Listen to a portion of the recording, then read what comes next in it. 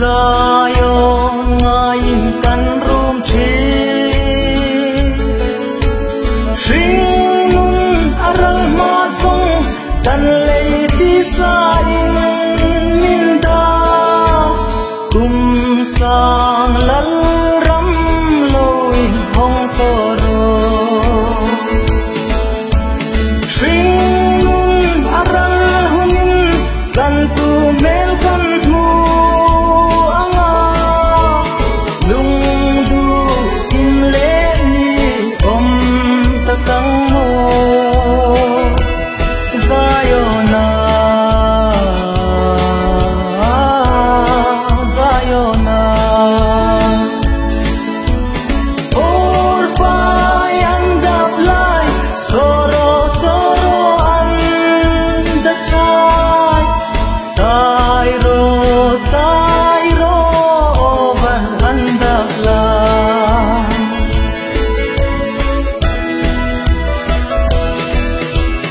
lal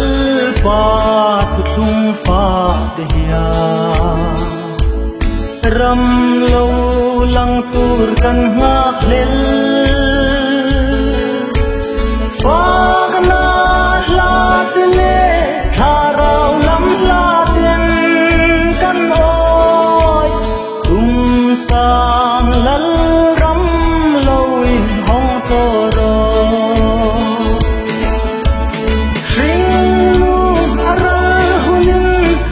tu mel kan mu anga lung du kim le ni om ta kang mo zayona zayona for fine and up lie soro soro and that's Sairo berhandap lah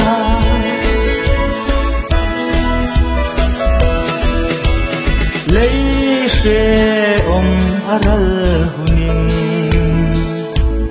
Mangai kalta zong zong ne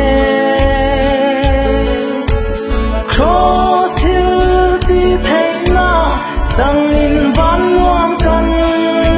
changa ka chuan lal pa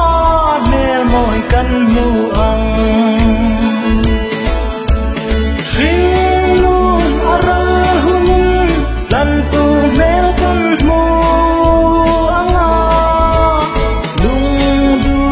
kim le ni om ta kang mo